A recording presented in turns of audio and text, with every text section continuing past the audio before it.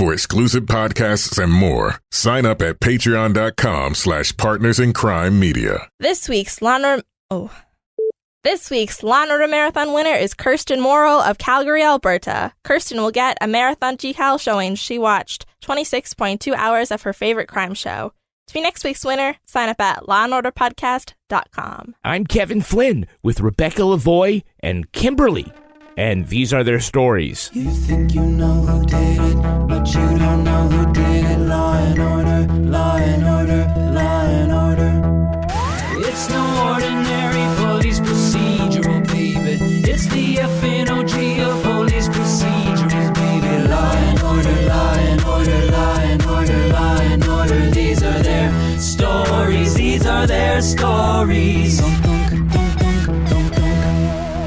Welcome to These Are Their Stories, the podcast about network TV's most enduring crime franchise and the real-life cases that inspired their shows.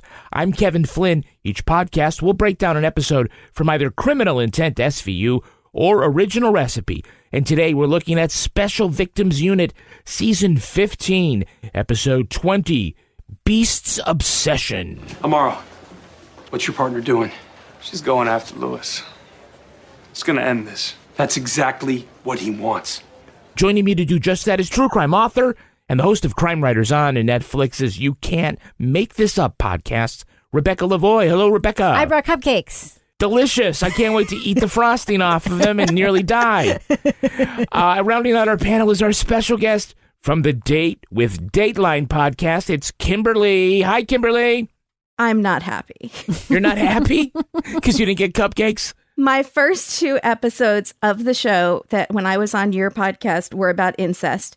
And I felt like I had to publicly announce that I do not condone incest. And then you give me the darkest, most traumatic episode by far, for me at least. I am still traumatized from the first time I saw this episode. Also, I was promised Barba. Barbaless. What did you do? Why did you do this to her? I screwed her over pretty bad, I guess. You did. He's in the opening credits. I got all excited. Yeah. Apparently, he doesn't care that Olivia is in grave danger. His name got mentioned once. That's true. Yeah, that happened. I think he was on Broadway at the time, and they're just like, he's in his office really busy fighting for this. Justice. Yeah. He's getting all those warrants for all those cell phone tracings. Kimberly, in addition to podcasting, you have a side business where you do inappropriate cross stitches. Tell us about that. I do. I've made some for you guys. Yes. It's true, you have, yeah. Most of them say the F word, things like that. Mm-hmm. Happy effing holidays. I don't cuss on our podcast, though. It's hard for me to cuss on other podcasts. Oh, you can do it. Bring it. By the way, it's called Stitches Be Crazy. Yes. And crazy with a K, right? Yes, because with a C was taken, and my name starts with a K. So that's how that worked. I want to know, can you do one that says, I still like William Lewis better than Peter Stone? Any day of the week. Hey, remind us, Kimberly, of all the franchises. Which two cops are your favorite Law and Order detective team? Favorite Law and Order detective team. I've been enjoying Rollins lately. When she's not gambling, I like her. Yeah. She's thinking about gambling. When she's not all up in her vices, Yeah. I like her. Her hair has also improved tremendously the last couple of seasons. It's been really nice. Yeah. Yeah, she knows what she's doing with her bangs, finally. She knows what she's doing with her bangs. Speaking of, we have Lieutenant Murphy's in this one, so speaking of Rollins bangs, we'll get to that. Kimberly, remind us, as if we have to ask, who's your favorite prosecutorial team? Favorite Law and Order District Attorney Prosecutorial Team. It rhymes with Arba. Now let's look at the first half of this episode, Special Victims Unit, Season 15, Episode 20, Beast's Obsession. Just a note, because of the two-part season premiere, some streaming services list this as Episode 19, which has fucked with our episode listings for years and has elicited a lot of know-it-all tweets. Yeah. So thanks. Yeah. Hulu, it's 19. Peacock, it's 20. No one has Peacock. It's fine. I love the overly confident tweets. Yes. I have Peacock. I mean, we have everything, but whatever. So we begin by seeing a woman baking cupcakes covered in chocolate frosting filled with crushed pills. Then the woman is in the visiting room at a prison giving the cupcakes to murdering Benson tormentor William Lewis. After eating the cupcakes, he passes out, is rushed to the hospital, where he dies, comes back to life 15 minutes later, then kills a guard, rapes and binds a nurse, escapes in her car, and gets on FaceTime with Olivia to say he's coming for her. Her cell phone, purse, car keys, all missing. We have an alert out on her vehicle, which is a white Camry, New York plates, NS. Don't even bother. He'll ditch you before he escapes Manhattan. He may not be leaving Manhattan. Well, why would you say that? Because he called me this morning from the nurse's cell phone. He said that he misses me. Which is precisely why I've been ordered to take command of this unit. Benson wants to lead the manhunt, but Lieutenant Declan Murphy is assigned to temporarily take over the unit. Finn finds the laced pastries and learns his girlfriend had been the foreman of his jury. Rollins and Amaro rush to Lewis's doctor's house to find her dead on the floor. Upstairs, they recover her teen daughter, Lauren, tied up in the closet, who says Lewis kidnapped her younger sister, Amelia. At the hospital, Lauren delivers a message to Olivia from Lewis. Tell him what he wants to hear. She tells Murphy that Lewis wants her to confess that during her captivity, when she beat him with a metal bar, Lewis was already handcuffed to the bed and defenseless. As Lewis kills the driver and switches cars again, he calls Benson at the station, offering to spare Amelia if she confesses to her misconduct on the news. His call was coming from Roosevelt Island, and they trace his phone to the Skytram. Rollins and Amaro move in to arrest Lewis on the car, but he left the phone there in Amelia's backpack. The beast has slipped away again. Okay, so here's the quality of the hospital. Okay. The guy comes in with in some kind of distress, dies, and then has to bring himself back to life 10 minutes later. Thanks, Obama. But he did have a heart attack, though? That's what we thought at first, but then I got his toxicology back. The guy should still be dead. He had like 3 grams of propranolol in his system. It's like 150 times the therapeutic dose. Good way to get yourself transferred out of Rikers. Well, Kevin, Bellevue is well known for its quality. That's why it's used as a reference in like every bad hospital joke in the world. I would really like to meet the medical technical advisor for this episode. I would like to meet the continuity advisor for this episode because I have a question. What's that? When we get back to the station, we hear the whole timeline of events. He goes to the hospital where he dies. Yeah. He wakes up. He somehow convinces the guard, who is dead, to let him out of his handcuffs. Who told them that? Because that guard is dead, and that nurse has not yet woken up from being knocked unconscious. Oh, there are a lot of reality-bending questions here. When did William Lewis become like Michael Myers? Like, he can't be killed. Like, I think you could chop his head off and he'd like plop it back on and then go after Benson again. Also, that guard had one job. Look at that guy and keep him in cuffs. Yeah. This whole thing is really his fault. Yeah. By the way, how did Lewis and his chippy know exactly how much medication to put in the frosting that would kill him, just enough so he could come back to life? Like, just the tip, but for dying. I just assumed he would just eat the cupcakes until it started knocking him out, right? Right. She gave him 6. But how did he die? The dying is so unnecessary. It isn't like while he was dead, everybody turned their back, and that's when he sneaked out. He died. He came back to life. They kept him overnight, and that's when he killed the guard. He could have just gotten really sick. He could have just gotten really sick. It feels very like Harry Potter, like someone had to technically die, but then they come back to life but it counted to break the spell or something. Yeah, the cupcakes were his Horcrux. Yeah. Yes, exactly. Maybe he had to have an illness that was bad enough to get him out of the hospital infirmary and into the real hospital where he could escape more easily. Death would do that. Yeah, but waking up from death would do that. Oh, yeah. Well, it would also make him a medical miracle. Yes. So. Lazarus, right? By the way, when Lewis falls from his bunk bed, the cellmate is reading a nudie magazine. You can tell because he's holding it sideways. I couldn't make out the fake title of the magazine, but I could read what the articles were on the cover. Yeah.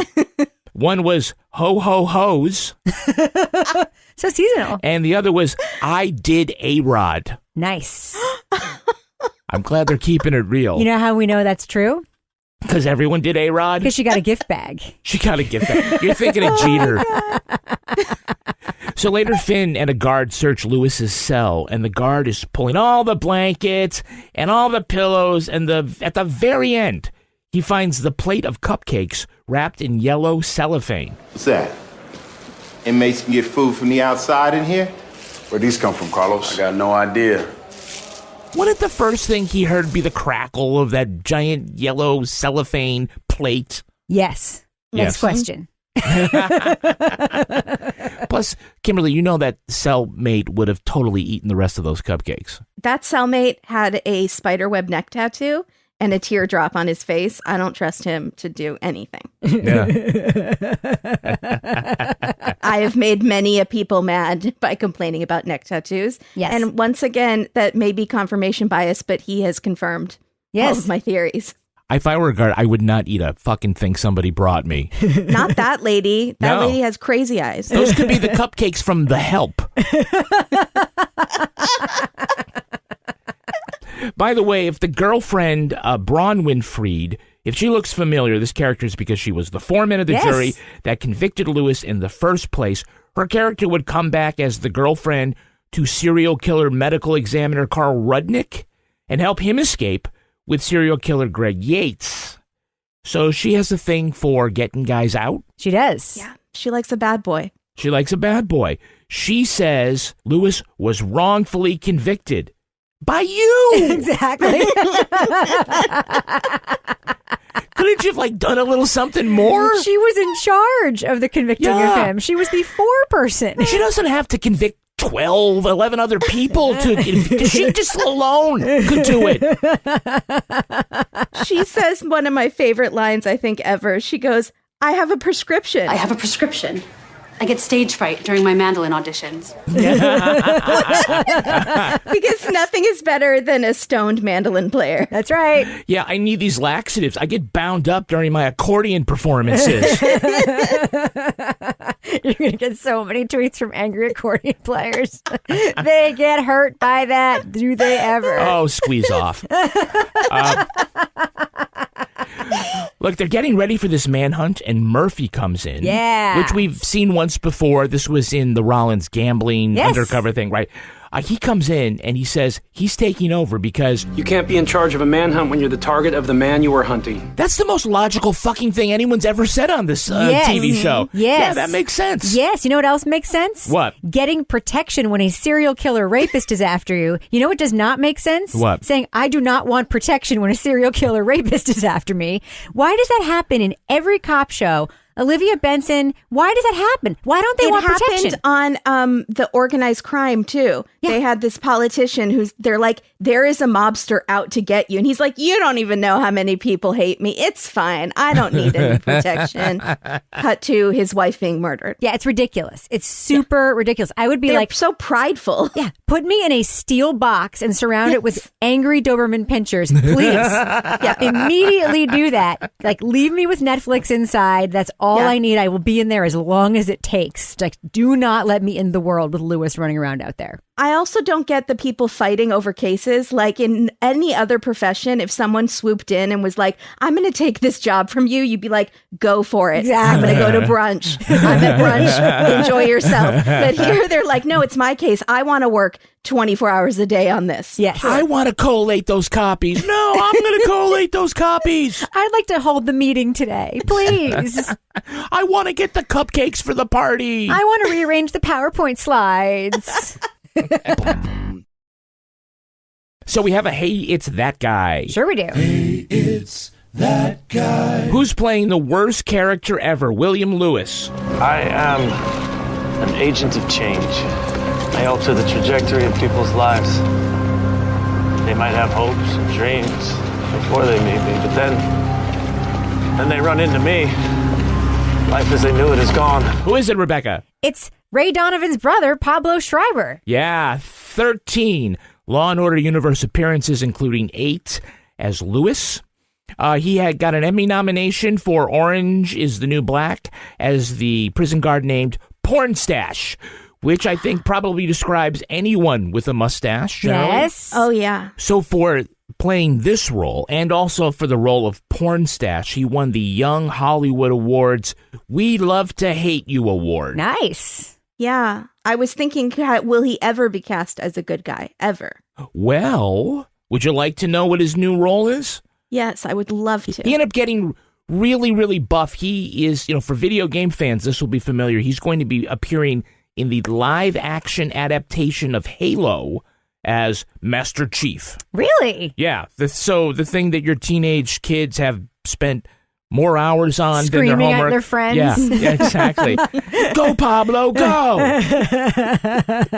Go get him! Yeah. That's really cool. Pablo Schreiber is half-brother to Liv Schreiber. Liv Schreiber. Yes. There is a Ray Donovan movie coming out. We do a little Ray Donovan impression, Yes. don't we, Ray and Abby? Ray. Come on, Ray. Oops. ask Ray Donovan to do something he doesn't want to do. Ray, can we move out of Calabasas, please? Still the thing with his eyes and shoulders. Like, I'm not going I'm going to there. have to watch the show to confirm how the Yeah, impression it's is. the whole show. The first couple seasons of the show is just her being mad at Ray and Ray going, Sounds delightful. We have a repeat offender. Repeat offender. Donald Logue? Donald Logue, yes. The suspect is considered armed and dangerous. Do not attempt to approach him. Fortunately, this time he doesn't do his horrible undercover Irish accent. unnecessary undercover Irish accent. Which is amazing because his mother is actually an Irish national. I mean, we can talk about this, Kimberly. You've seen the undercover episodes, right? Yeah. Why? Like, why does he have to have the Irish accent? Like, there's no reason. He's not in Ireland. Like, he's in New York. He's the Irish pimp extraordinaire. Why? Because nobody in Brooklyn knows any Irish pimps. He must be legit. I feel like if you want to be undercover, you want to make yourself less noticeable as possible. And having an Irish brogue in the middle of like New York City makes you very recognizable. How about holding a press conference and then going undercover? Going back undercover. Yeah. Did you recognize that horrible actor playing Dr. Abraham? No. We did CPR for about 15 minutes. I pronounced him dead. 2 minutes later, he auto-resuscitates. They call it the Lazarus effect. That's Shia Rabowski. 233 Law & Order Universe appearances. What? 2 as an actor. He is the medical technical advisor for the 3 franchises. Oh. You tricked us. Yeah. He's the guy that's, a person could go into a coma until the second commercial break. Thanks, Obama. By the way, he has, like I said, 2 acting appearances. One as this doctor, the other as a rabbi. Nice. So he was wearing a yarmulke because He I was, kept okay. trying to zoom in and see, is that rabbi an Orthodox Jew? Yes. Okay. Because I couldn't tell if his hair was just very shiny and flat on top or if it were he was one of my people. Yeah, he was thinking, why couldn't this guy have come in on a Saturday? Yeah. I wouldn't have been here. We do have a Hey, It's That Girl. We do? Hey, it's that girl. Yeah, do you recognize the actress playing Lewis's former defense attorney, Martha Maron? No. Well, it'd be hard to find her because she was in all the earlier Lewis episodes. She's only in this because we see her face in the framed photograph. I was going to say, she's dead. Still got this. No, she didn't die. She just wasn't there. Oh, I thought she was on the floor somewhere. No. We see the framed photograph of her, and so she gets, I guess by union rule, she gets screen credit. But that was Renee Elise Goldberry. No. From Hamilton? 2021 Emmy nominee for Outstanding Supporting Actress in a Limited Series as Angelica Schuyler in Hamilton. Oh, very cool. I totally missed that. But also, why does Olivia know where his former defense attorney lives? It's fucking stupid detail. Yeah. Did they have lunch one day or go to dinner? Was she invited to dinner? I don't understand. They share an Uber. Yeah. She was also a 2-time Daytime Emmy nominee as Evangeline on One Life to Live. Yep. You knew that. Well, I knew she was a soap actress. Okay. Yeah. She's got a Tony and a Grammy Award. She is in Peacock TV's new comedy, Girls 5 Eva. Yes. Yeah, it's a 90s girl band that reunites as adults to the Girls 4 Eva. It's Girls 5 Eva. Yeah, I got that It's joke. a Tina Fey Yeah. thing. Here's the lyrics to their song, Dream Girl. Butterfly tat flying up our back. All we want to watch is you play darts. Got big doe eyes that you can swim in. Love watching stand-up, but not by women. Oh. Running in pumps, never taking dumps, and my feet are a child size 4. Dream girlfriend. All right. It's kind of funny, the show. Yeah, there's also some line about she's the dream girlfriend because her father's dead and he won't ask you any questions. All right, so when they roll up at the doctor's house, by the way, good guess of all the people in the world where he'd go after. The first one would be the one physician who actually helped him at trial and during his incarceration. So Amaro knows that Lewis has been there because he sees a can of an energy drink that he drank. By the way, I looked really close. It's 5 crazy. Like not so 4 loco? Not so 4 loco. 5 times crazy. That's what it was. I noticed that because he buys them later at the gas station. It's his brand of energy drink. They thought, he must be there. Not the stolen car in the driveway or the dead body on the floor. You know what I think when I see Lewis? What's that? Dude needs more energy. He needs to get more. He needs to get more amped. I love that they don't have him like doing cocaine or anything. It's just like no energy drinks.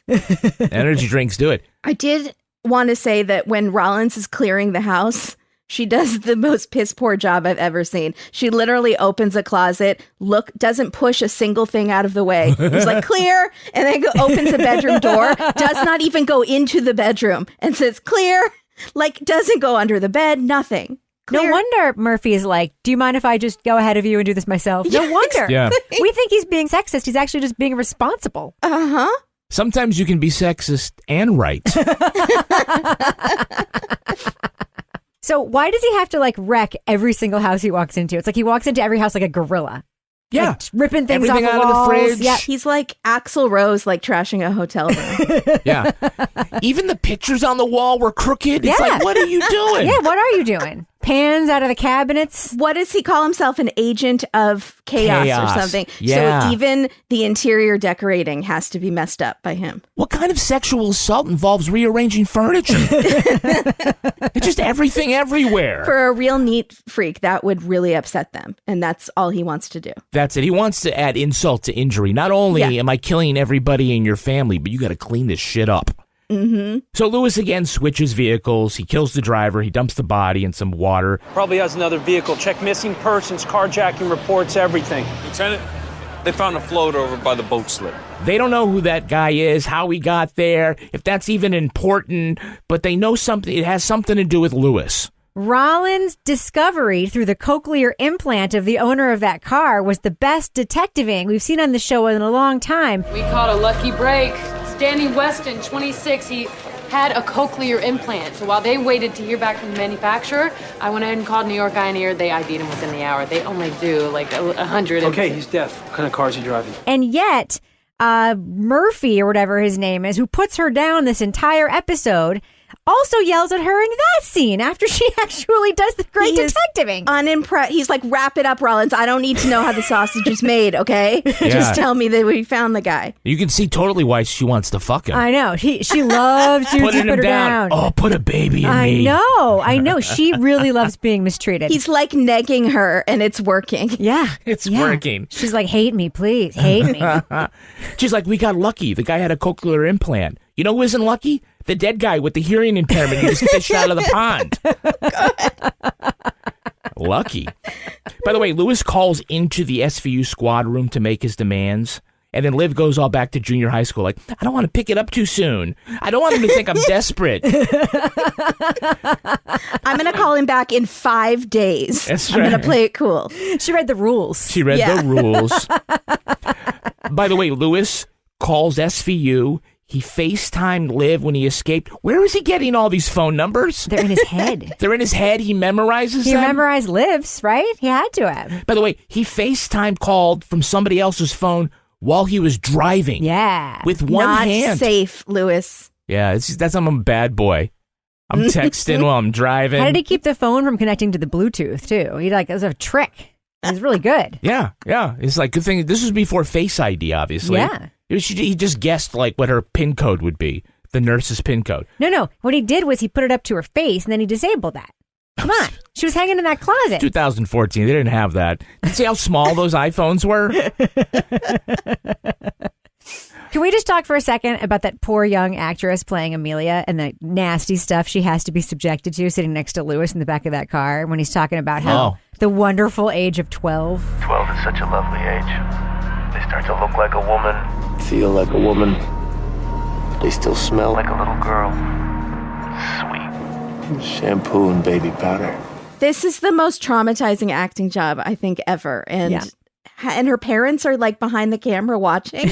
I can't imagine they would ever. You're out of show business. We're done. All I could think of was like, God, please let this be one of those situations where that person is like 27 pretending to be 12. Please. She's a small person. And... Or just like looks super young. Please, please, that please. show where the person goes undercover to like find sexual pedophiles. Yes. And she like puts on a wig and stuff. Please let it be her. Please, she has. Please. I think he like almost licks her face. Yes. It's very traumatic. It's disgusting. Yeah, and the stage mom is like, well, this was a good idea at the time.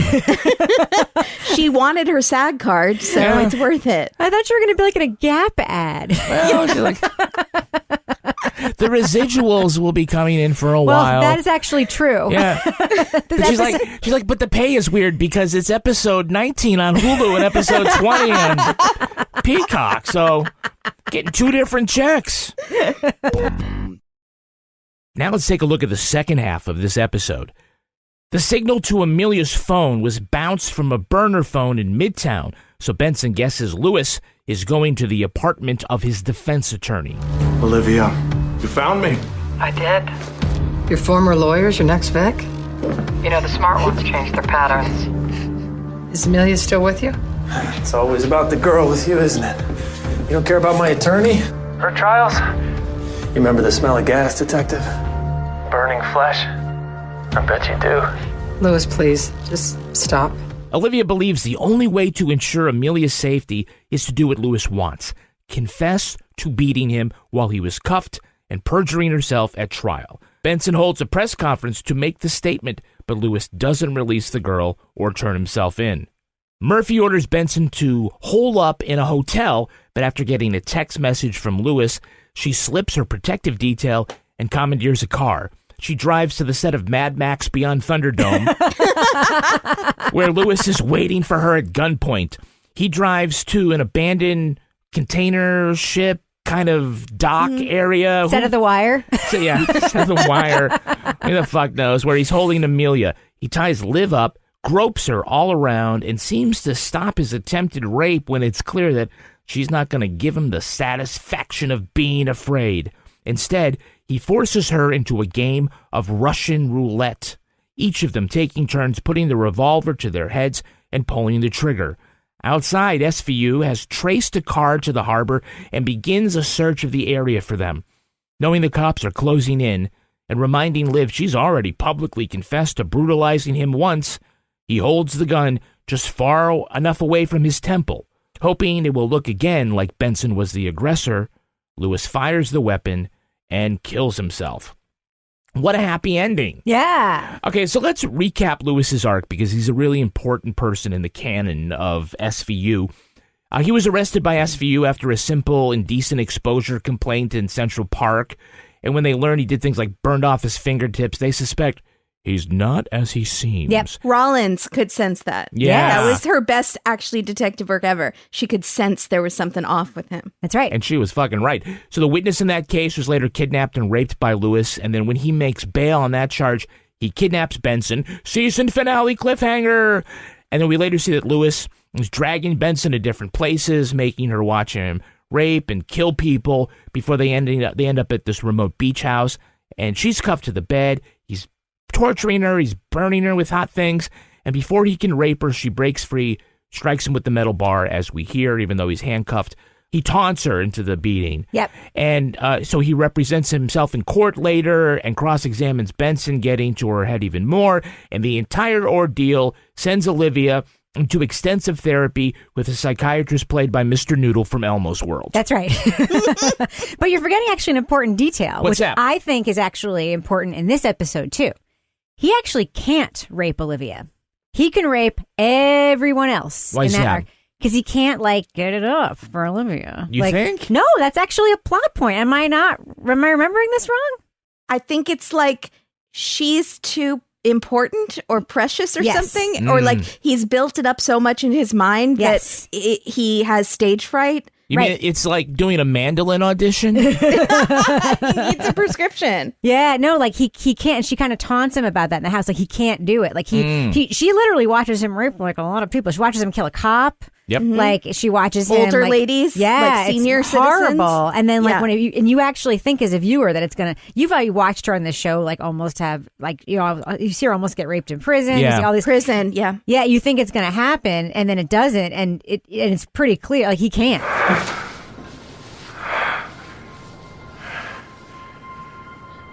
That's it? That's all you're gonna give me, huh?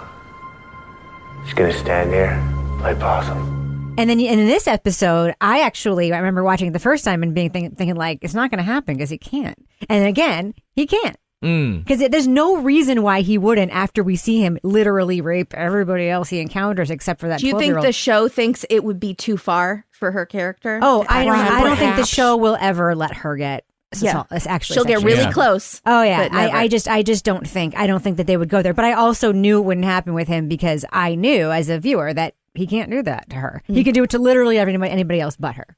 I've said that Maloney leaving and making it the Mariska show was the big turning point for SVU, but I really believe that the Lewis arc and Benson's trauma once and for all turned SVU into a show for real-life trauma victims and changed so much about it. I think so, too. And I think her lying on the stand is the stupidest, MacGuffiniest, like, plot point to, like, put on her.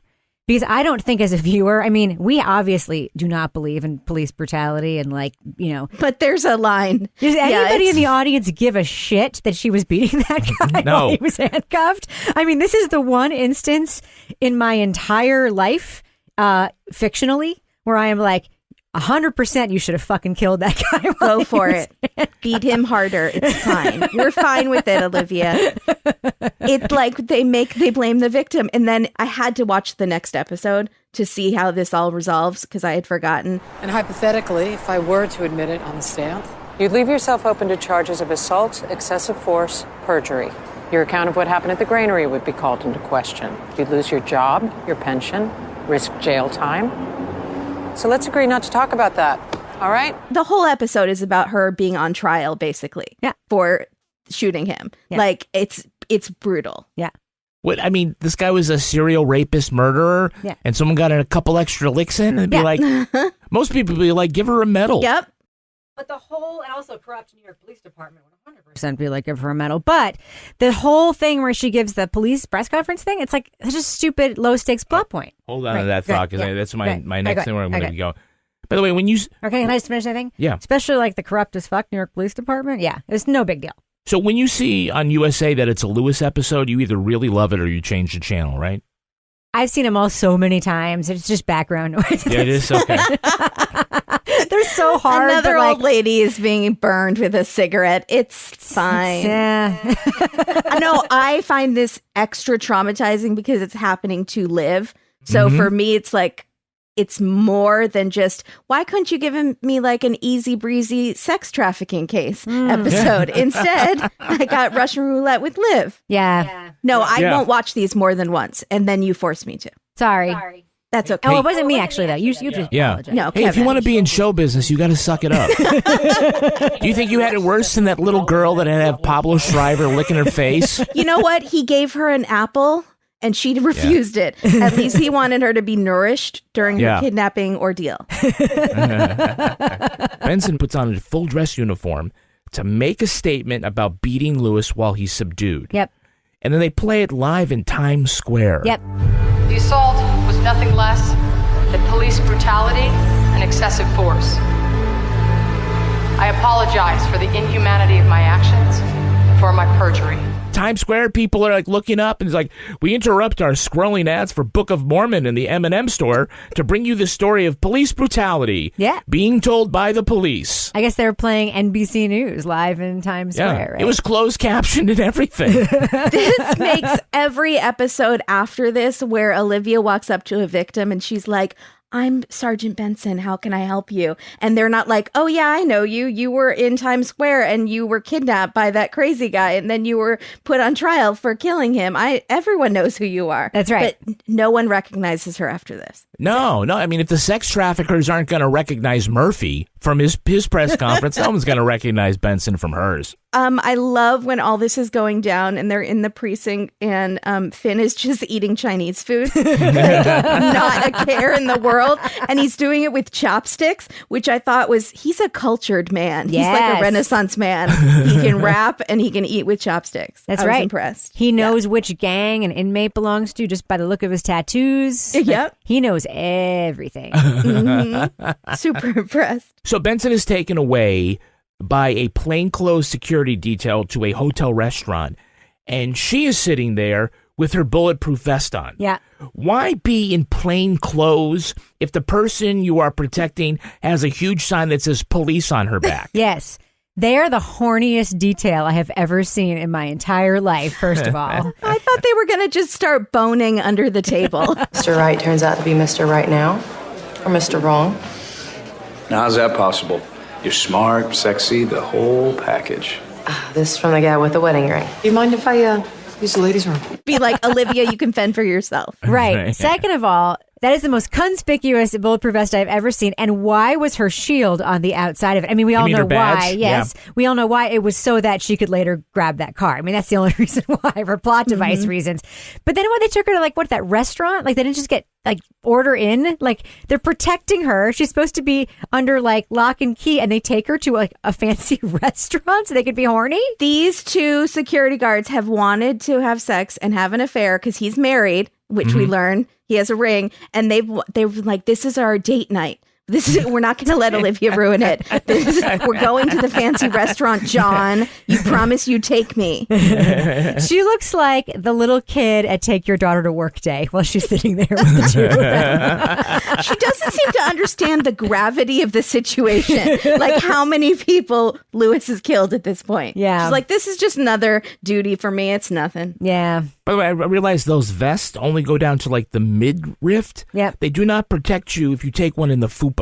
They also don't protect your head. They don't protect really anything. No, but if you take one in the gunt, you're like, oh no, I got one of them slipped in. So she's going to go into the bathroom stall to secretly read the text. By the way, I'm just going to call it the dyslexic iPhone. Yes. Because the received text is on the side of the sent text. Okay. So it looks like she's sending the photo, but, boomers. So she turns to that cop and says, You mind? I'll be right outside. I gotta drop a deuce here. I'm about to take a huge dump. I do not want you to hear the splash. Just do me a solid, will you? Because I'm about to do a solid.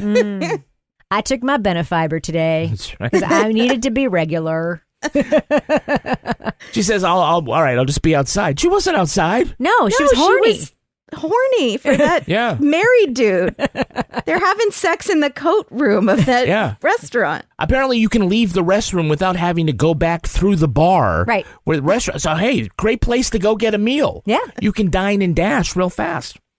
Pablo Schreiber got a lot of thigh groping and booby squeezing there on Mariska Hargitay in this episode. Yeah. That is a $450,000 an episode feel you just copped. Yes. But I wonder because I feel like she's very nice and makes friends with the guest stars and hangs out with them. But in this case, do you think she kept some sort of emotional distance so that she could really have that real terrified acting? Can you imagine if he's method? Oh my God. So starting in 2004, Mariska was nominated for an Emmy 8 times with 1 win, Golden Globe win as well. The last time she won an Emmy was 2011. She did not get nominated for her work on this season or these episodes, and I say that means that they will never nominate her again. Agreed. That is a crime. Well, it's because SVU, it made the turn, season 10 and 11, to be a cheesy show, right? It started out taking itself real seriously, and then they started having monkeys and basketballs, and no one ever took the show seriously again. Yeah, and also there's, other things that came in. There's other prestige shows. TV started showing up, yes. Yeah. I don't know how you are Mariska, you send in that as your nomination reel, and they don't just give her the award. Yeah. I don't know, maybe because it was, 8 times already, they were ready to move on to somebody else. Also, I don't even know if she was really submitting anymore. We found out that Candice Bergen stopped submitting after her 5th Emmy. True. Yeah, no, I honestly think that I think the rise of prestige TV, I really do think it's funny because SVU, it's like when I tell people that like our whole family watches SVU and we love it, it's like it's eye rolly. People think it's cheesy. Yeah, they don't see it as prestige television. It is cheesy a lot of the time. This episode happens to be intense as fuck. It is also a very poorly written episode of television. Her performance is incredible in a very poorly episode written of television. She only did the whisper acting that drives me crazy. She only did it once or twice where she's talking totally normal volume and then one word. It's very quiet and then like... All right, let's take a look at the real-life story that inspired this episode. It's time for Ripped from the Headlines. You think you know who did it. You think you know who did it. But you don't know who did it. You don't know who did it. Ripped from the headlines. Plot points for this episode are taken from the 1995 case of Gillian Guess. The 40-year-old Guess was a juror in a Vancouver gang-related murder case. During the 8-month trial, she began giving longing stares to one of the defendants, Peter Gill. Since he was out on bail, Gill was free to follow Guess around town. He approached her at McDonald's to proclaim his innocence. They began flirting outside the courthouse and later snogged in a public park. The secret relationship turned sexual. During deliberations, Guess convinced the other jurors to acquit Gill and his co-defendants. Now a free man, Gill and Guess began dating in public. Police spotted the pair dancing in a nightclub. They tapped her phone and put microphones in her bedroom, eventually getting recordings of Guess admitting to the affair while the murder trial was still underway. The Crown charged Guess with obstruction of justice. Guess showed up at court in revealing outfits and vamped for the media.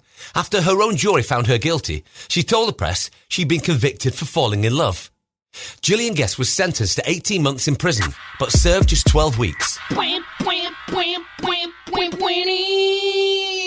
So at the time of her arrest, Gillian Guess was pursuing a career in what? What? Criminology. Nice. Of course. She really dove headfirst into those studies. Yeah. Well, look, she said that the first time Gill came to her house, he had an irresistible bad boy look, leather jacket, and unkempt hair. I would have thought being at the defendant's table in a murder trial was bad boy enough. He had to throw Dylan McKay on top of it? Damn. Yeah. I know he's a killer, but he reminds me of Fonzie. So one of the weirdest details of their investigation, while police tapped the phone she used with her niece at that home, they learned that her niece was sleeping with David Duchovny of the X-Files. What? At the same time, she was sleeping with Vancouver Canucks right-winger Pavel Bure. Wait, was this while David Duchovny was married to Taya Leone and had to go to, like, sex camp? I don't think so. They were shooting X-Files in Vancouver, so... Yeah, wow. Wow. Wow. That's a lot. That's a lot. Remember when David Duchovny had to go to sex camp? Yes. Yeah. That's a persuasive wife. Yeah. Yeah. Look, there were a lot of firsts in this case. First time in Canada, a juror had been charged with a crime. The first time jury deliberations were made public. And the first time a defendant was barred from being in the courtroom for certain testimony in the trial. Her and her attorney couldn't come in for certain bits of testimony. Why? I don't know. It's a crazy fucking trial. I have a question. Yeah. Do they have a double jeopardy situation in Canada? I think so. So, like, does he can't get retried because he had technically had a trial the first time? Yes. Amazing. What a scam. Yeah. Wow. Good for him. That should be a movie. Yeah. Do they still have a relationship after this? No, I don't believe so. Oh, what a scam. Yeah. Society couldn't handle their relationship and tore them apart. It's well, so we sad. say there ought to be a movie. There was a Canadian TV movie. Of course. It was called The Love Crimes of Gillian Guess. Starring? Starred Jolie Collins, daughter of Phil Collins, and half-sister of Lily Collins. So, she's the underachiever in the family. Yeah, yeah. There was a review left for this movie on IMDb. It said, I just got home from seeing this film. and I have never posted a review here, but I felt like it was my solemn duty to warn others. This is the worst movie I've seen in my life, bar none. Real question. Yeah. How do you get home from seeing a made-for-TV movie? It was at some film festival.